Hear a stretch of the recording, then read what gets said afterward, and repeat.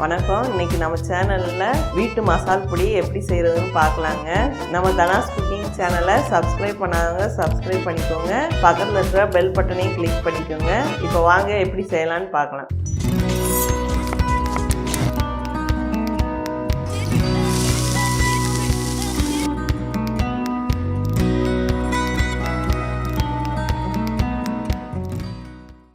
மசால் பொடி செய்ய தேவையான பொருட்கள்: மல்லி 3/4 கிலோ, வத்தல் 1/2 கிலோ, துவரம்பருப்பு 200, கடலைப்பருப்பு 200, உளுந்தம்பருப்பு 100 கிராம், சீரகம் 300, மிளகு 100, கடுகு 100, சோம்பு 100, கசகசா 100, வெந்தயம் 50 கிராமு, மஞ்சள் 100 கிராம்.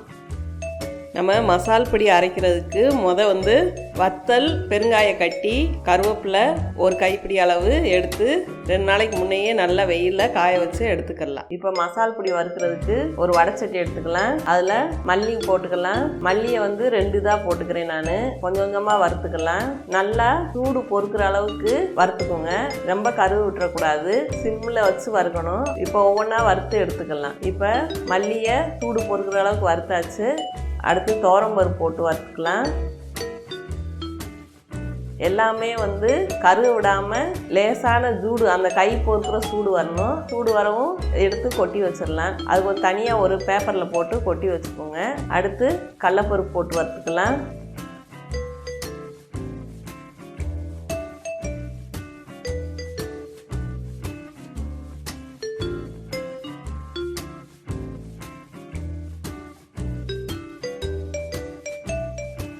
அடுத்து உளுந்தம்பருப்பு போட்டு வறுத்துக்கலாம். உளுந்தம்பருப்பு செவக்கிற வரைக்கும் வறுத்துக்கிறணும்.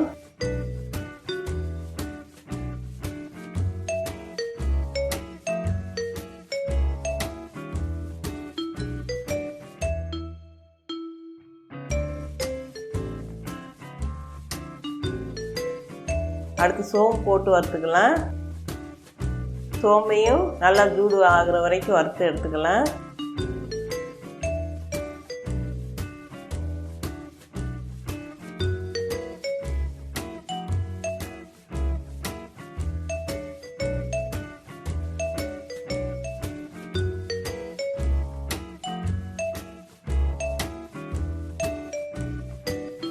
அடுத்து சீரகம் போட்டு வறுத்துக்கலாம்.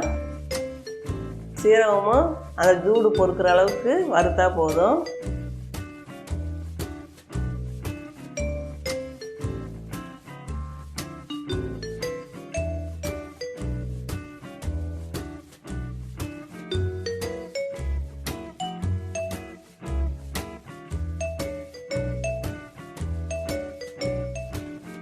அடுத்து வெந்தயம் போட்டு வறுத்துக்கலாம்.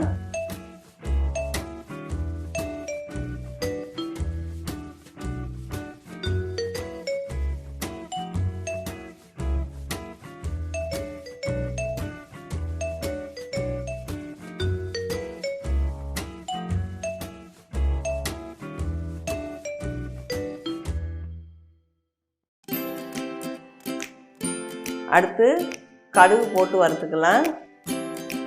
கடுகு நல்லா பொரியவும் எடுத்து வச்சுருவோம்.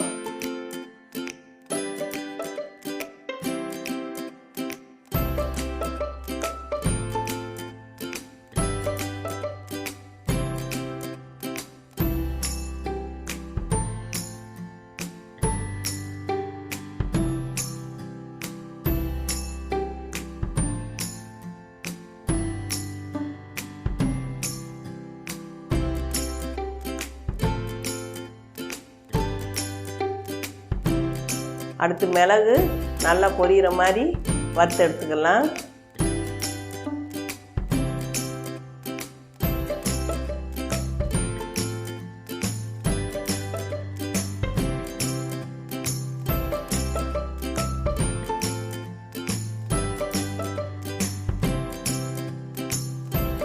அடுத்து கசகசா வறுத்துக்கலாம். கசகசாவை கரு விடாமல் பார்த்து எடுத்து வறுத்துக்கலாம்.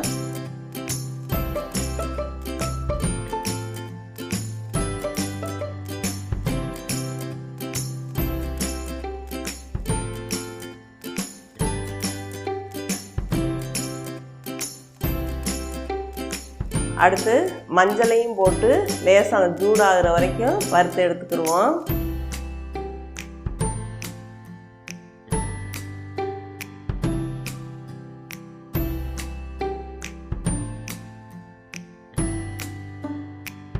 அடுத்து அரிசி ஒரு சின்ன டம்ளரில் 1 டம்ளர் எடுத்திருக்கேன். அதையும் நல்லா பொரியிற மாதிரி பொரிய விட்டு எடுத்து வறுத்து எடுத்துக்கலாம்.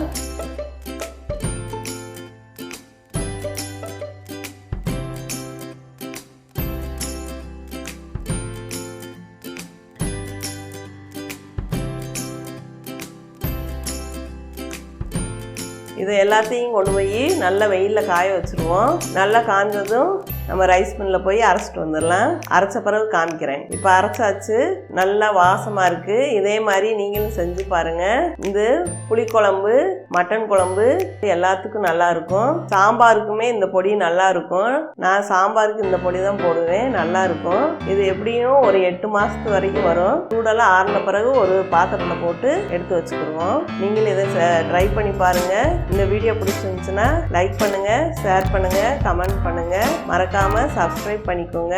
வாழ்க வளமுடன்.